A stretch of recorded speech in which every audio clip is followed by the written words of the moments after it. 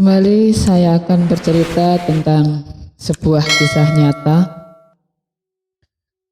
dendam arwah penasaran. Hari ini selesai beli rumah. Harganya murah? Ya, aku lumayan tercengang sebelumnya. Rumah mewah harga murah. Intinya harga rumah tergolong murah meriah. Gak mikir panjang waktu beli, gak mikir kok murah. Ada setannya, aneh gak mikir ke situ. Karena ini rumah besar, ukuran taman selebar lapangan sepak bola.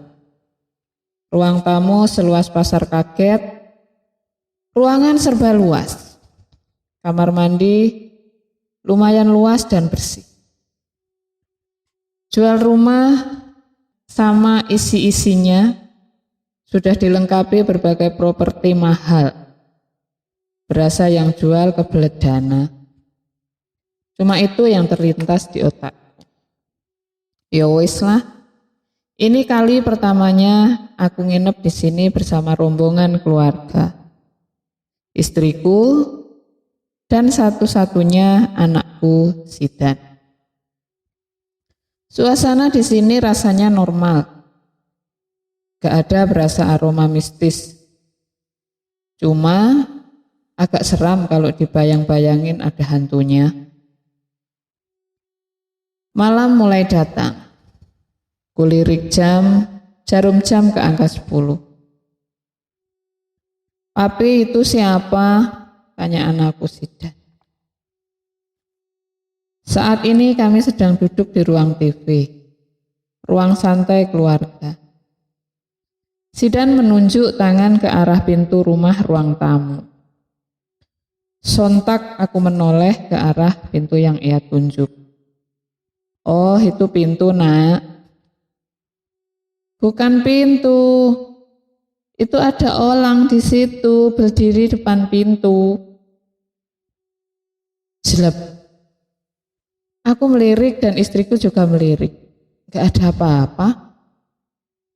Aku dan istri langsung saling menatap. Menatap kosong. Serem gak? Tanya istriku. Pucat, cantik, takut, kata Sidan kemudian sambil merapat pada mamanya. Di mana-mana selalu ada makhluk astral kok. Gak apa-apa. Asal jangan ganggu aja, ujarku menenangkan. Padahal udah cenat-cenut pusatku, reaksi takut tertahan. Kami lanjut lagi nonton TV, tapi Sidan malah ketiduran. Aku merasakan hawa mulai gak nyaman, gerah, padahal AC nyala. Awalnya aku curiga beli rumah mewah harga murah, tapi setelah lihat kamu nyantai aja, aku lupa dengan kecurigaanku, ujar Gina. Di mana-mana pasti ada makhluk gaib, cuma ada yang ganggu, ada yang enggak, jangan takabur aja. Pasti ganggu kalau sampai pemilik rumah jual harga murah.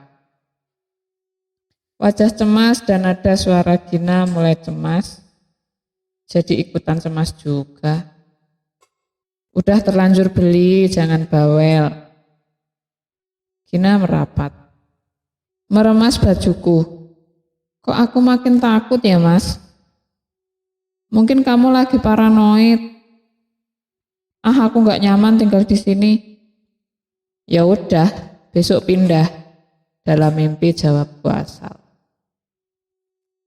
Gina mencubit keras lenganku, lumayan sakit.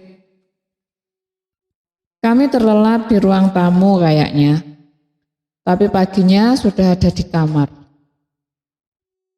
Kok bisa di sini, Mas? Malam tadi kamu mindahin aku. Aku masih nguap dan mulai mikir mengingat-ingat. Perasaan kita di ruang TV kan sama Sidan. Kulihat Sidan masih terlelap pulas di tengah kami. Siapa yang mindahin yo? Gak mungkin makhluk halus. Dah mandi sana, bau, kataku pada Gina. Aku mencium bau yang menyengat. Baru kali ini loh kamu bilang aku bau, berutunya sambil berjalan ke toilet.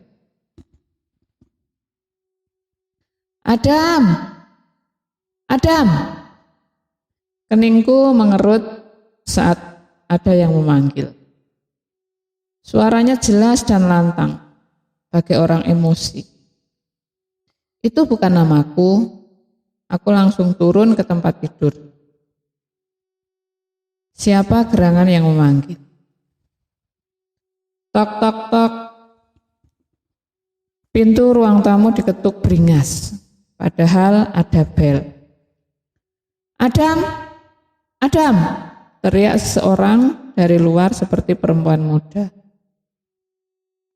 Kubuka pintu ruang tamu dan lihat, kosong, tidak ada orang sama sekali. Heran 7 kuadrat, lirik ke sekeliling, tidak ada orang, tapi suaranya jelas dan berasa nyata. Apa coba? Mungkin aku halu. Kututup lagi pintu dan balik ke kamarku. Lewat di depan kamar satunya, aku dengar suara perempuan sedang bicara. Apa itu Gina? Aku pun mendekat ke arah suara. Kamu lelaki gak tahu diri. Aku muak sama kamu. Kamu jahat.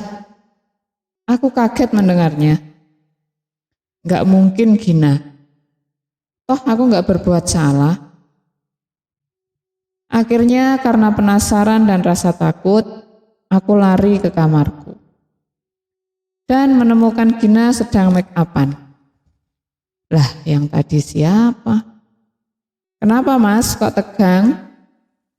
Apanya yang tegang? Anu wajahmu, ketusnya.